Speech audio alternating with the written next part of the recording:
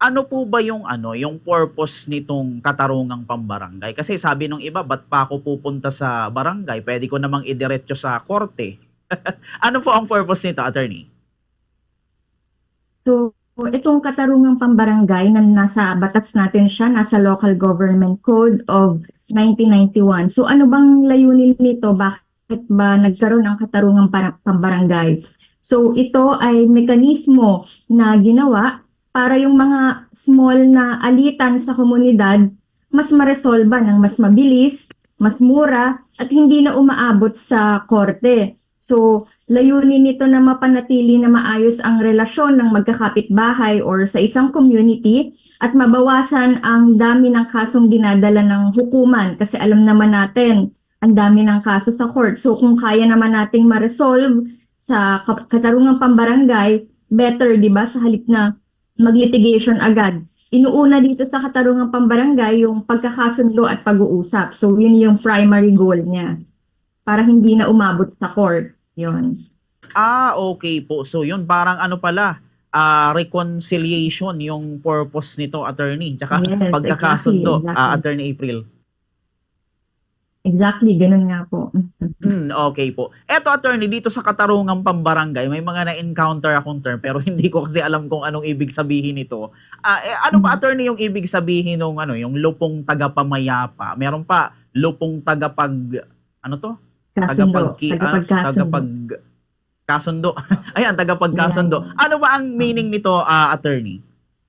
So yung lupong tagapamayapa, so binubuo ito sa bawat barangay na pinapamunuan ng punong barangay. So sila yung nagsisilbing tagapamagitan sa mga parties na a-attend, no? So kung hindi pa rin magkasundo sa unang meeting, so ito na, bubuo naman ang pangkat ng tagapagkasundo na binubuo ng 3 miyembro mula sa lupon at sila ang mas magtututok mag-facilitate ng settlement sa pagitan ng mga partido. Ganun po siya.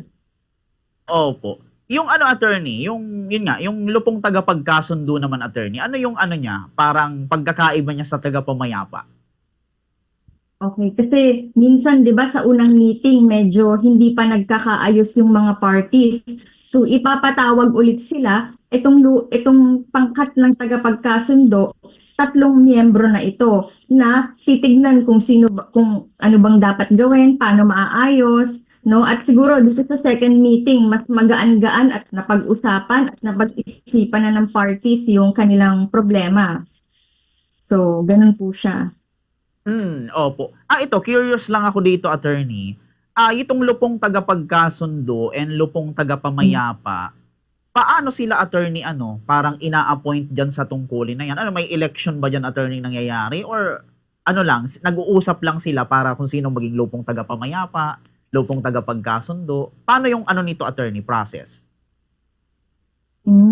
Okay, ito pong mga miyembro nito, paano muna ba sila pinipili, no? So ito, yung mga sumasali dito ay yung member ng community na kilala na may magandang reputasyon at makakapag-mediate, no, ng mga problema. So ito ina-appoint po ito, usapan po ito sa barangay, sino yung pwedeng maging miyembro. Actually, dahil sa barangay lang naman po ito, hindi siya kasing technical, no? Hindi po siya kasing technical ng kagaya kapag nagbobotohan tayo ng ating public officers.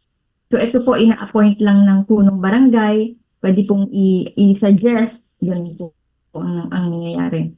Okay po, iyon. Eto, attorney, ang mga siguro isang tanong na lang bago ko ilipat sa aking partner yung Mhm. opportunity para magtanong sa inyo. Ito, attorney, Mhm. ano-ano ba yung mga case, mga kaso na dapat mo nang idulog dito sa barangay? At ano naman, attorney, yung hindi? Attorney April. Okay. So, generally, no, yung mga simpleng alitan tulad ng utang, away magkapitbahay, minor na sakitan, no, or isang partido ay nasa iisang lungsod or iisang munisipyo, pwedeng dalhin, no? Pero yung mga seryoso at mabibigat na krimen, kasong may parusang higit 1 taon na pagkakakulong or kasong kinakasangkutan ng government or public officials, ay hindi na yan pambarangay. So, yun po yung isa sa limitations.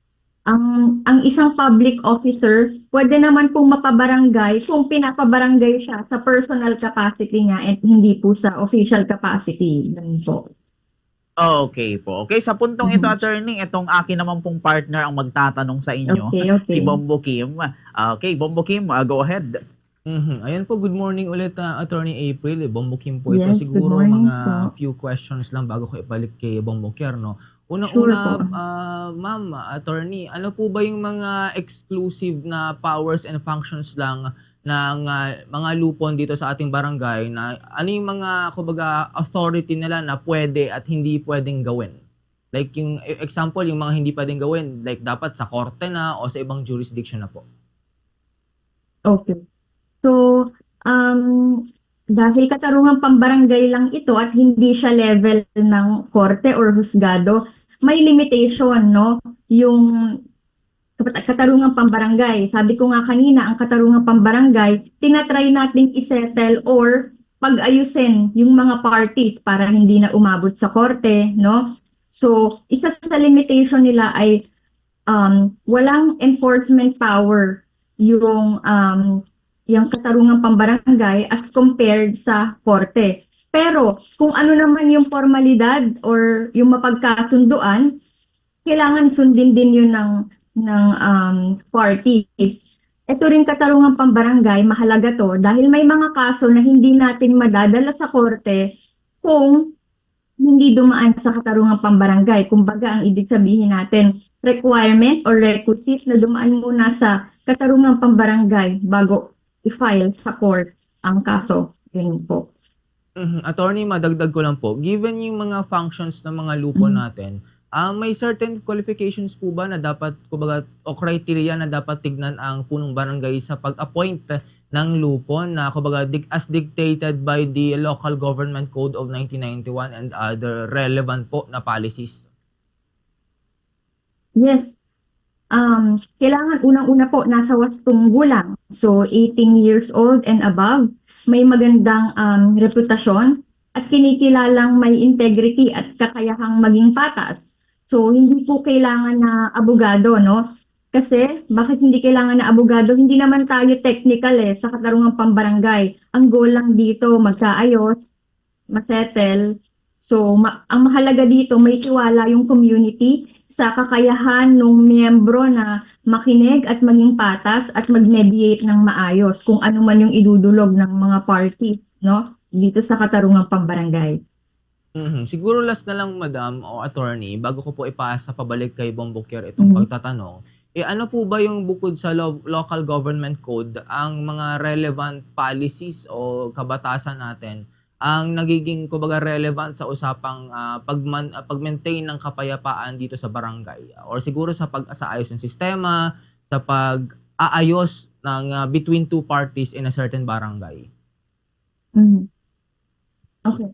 So, dito po, dahil ito, local lang naman, Local Government Code of 1991 po talaga yung ating batas na sinusunod.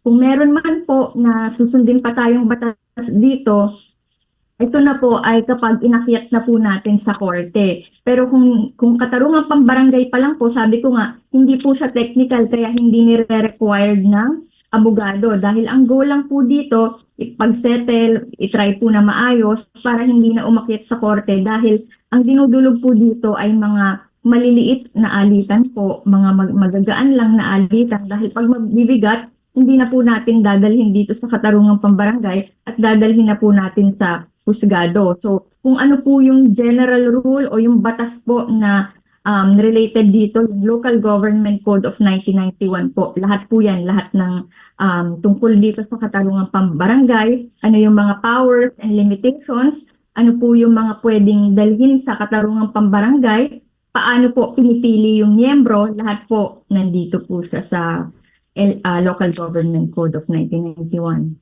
Yun po. So, yun lang po talaga yung basis nitong ano natin, no, sa tagapamayapa. So, with that, thank you, attorney. Opo, Ibabalik ko opo. na po yung pagtatanong Opo. kay Bombo Kier. Bombo Kier? Yun. Yes So balik po, sa thank akin, you. Attorney April, ito mga ilang pang mahalagang katanungan, Attorney April.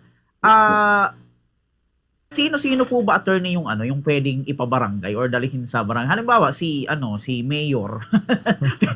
Pwede ba siyang ipabarangay? Pwede ko ba siyang ipabarangay? O halimbawa yung iba, yung usapang mag-asawa, yung asawa niya may kabit, may kerida. Pwede bang dalhin yun attorney sa sa barangay, attorney April? Yes.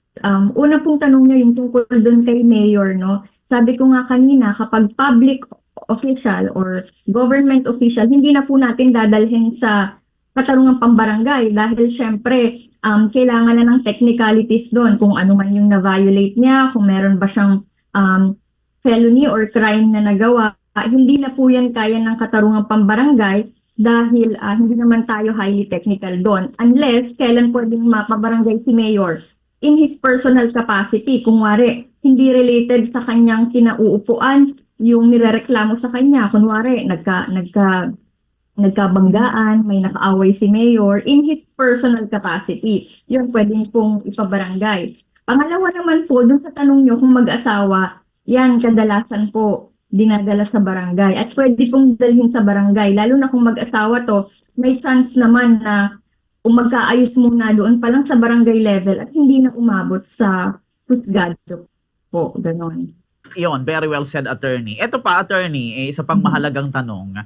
Paano, attorney, kung halimbawa ako, ipapabarangay ko yung kung sino man nakaalit ko, ipapabarangay ko, pero hindi kami magkabarangay. Halimbawa, ako taga dito, ako sa Naga, sa Tabuco. Yung ipapabarangay ko taga ibang barangay. Pwede ba yun, attorney? Actually, kung hindi kayo magkabarangay, no? Usually bibihira po yung ganon. Pero pwede nyo po siyang isumbong or pwede nyo siyang ipabarangay doon kung saan siya residente. At least mapapatawag po siya doon nung barangay. Pwede naman po. Basta andun po yung respondent o yung party na nirereklamo nyo po. Ganun po. Ayan, okay. Eto pa, attorney, paano kung halimbawa, attorney, yung ipapabarangay mo ay member ng lupon or mismong si barangay captain? Paano yon, attorney April? So, kung ang isang miyembro ng lupong tagapamayapa or ay sangkot din sa isang alitan, so automatiko na hindi siya maaaring makilahok sa pagdidinig at pagresolba ng kaso. Bakit? Di ba isa sa requirement para maging miyembro, dapat patas ka. So kung miyembro ka or parte ka ng alitan, hindi ka na magiging patas dahil tatayuan mo na yung side mo. Hindi pwedeng maresolba yung kaso, no? Na isa rin siya sa miyembro. So ito ay para masigurong nananatiling patas at walang kinikilingan ang proseso. Ganun po. So automatically tanggal siya. Yun. Ito pa, attorney, yun. Very, very well said, attorney. Maisingit ko lang na katanungan din po, kasi meron akong napanood na isang programa na kung saan nagtalo nga po dito. Na kung saan, sabi nung isang, na-interview nung isang program, pag hindi ka umattend, pinatawag ng barangay, hindi ka umattend, may parang ipapagawa sa'yo as punishment. Sabi naman nung lawyer, sabi niya, ay walang sinasabing ganyan sa batas. Okay lang kahit hindi ka umattend pag pinatawag ka ng barangay. sa ano nyo, attorney, analysis or sa point of view, ano po ang masasabi nyo dito, attorney? Actually, kapag pinatawag tayo sa barangay, syempre ang best na masasuggest ko dyan, umattend tayo. Bakit? Para madepensahan natin yung sarili natin kung ano man yung inaakusa sa atin, lalo na kung wala naman tayong ginagawa, di ba? Para clear at nakalagay sa record nung katarungang pambarangay na siya ay umattend, in-explain niya yung side niya, kung gano'n, magbe-benefit din yun sa iyo. So, to explain din, ano nga ba yung nagiging consequence kapag hindi umattend? Kapag hindi umattend yung party na nirereklamo, maaaring mag-issue yung katarungang pambarangay ng certificate to file an action.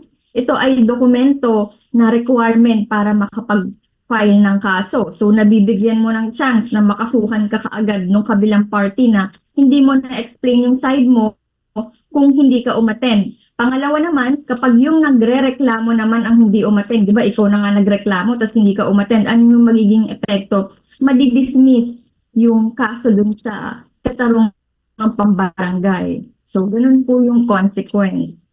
Okay, very well said ulit, attorney. Eto pa, maisingit ko ulit, attorney, samantalahin ko na din.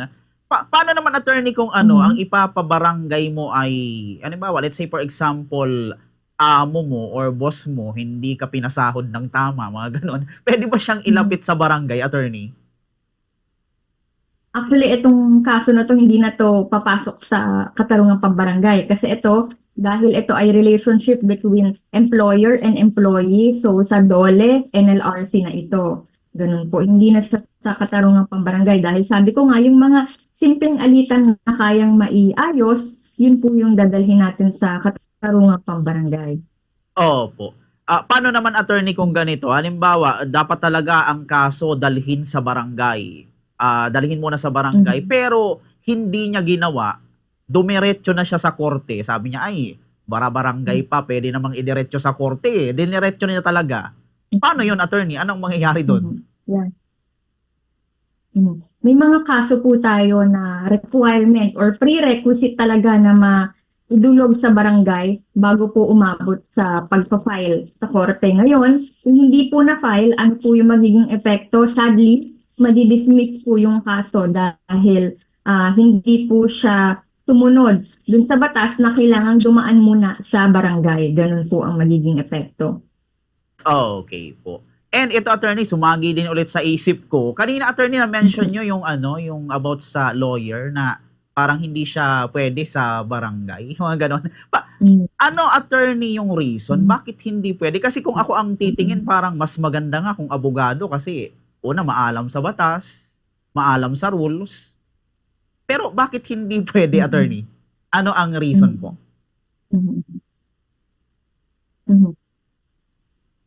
Kasi, di ba, gaya nga po ng sabi ko, dito sa katarungang pambarangay, ang goal po ay pag-ayusin or i-settle yung mga partido. Ngayon, kung meron pong may abogado po doon sa mga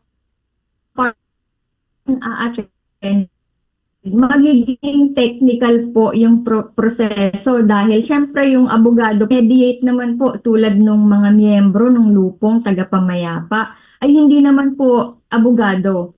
So, ganun po yung magiging epekto. Kaya mas okay po na walang abogado. Minsan nga, may lumalapit po sa akin, attorney, may hearing sa barangay, attend ka. Sinasabihan ko po talaga sila na, ay, hindi po pwede ang abogado. Try nyo po munang i-resolve dyan. At pag hindi na ayos, saka ko po kayo sasamahan. Ganon. Pero pag ganun, attorney, wala namang ano yun sa inyo. Wala namang consequence. Halimbawa, bawal talaga. Pero pinilit pa rin ng isang lawyer na pumunta. Wala namang consequence yun, attorney.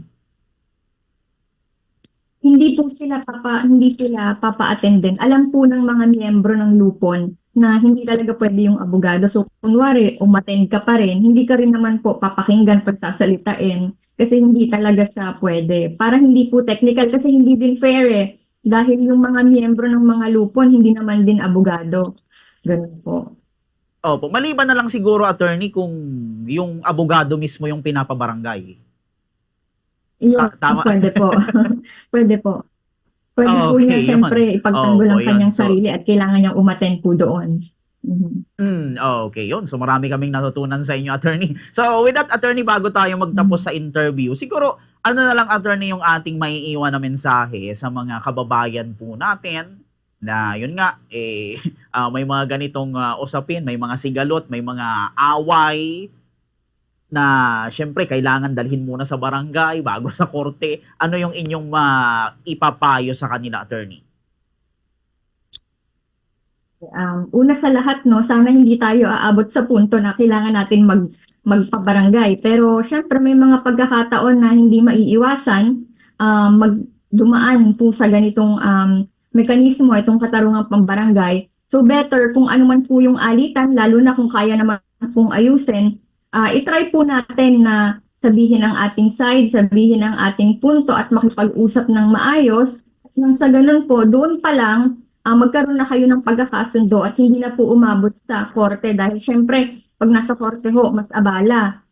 Dahil syempre gagastos ka na, kukuha ka ng abogado, mag-a-attend ka ng hearing, di ba? So kung kaya naman po na maayos ka agad, so makipag-ayos. Ganun po.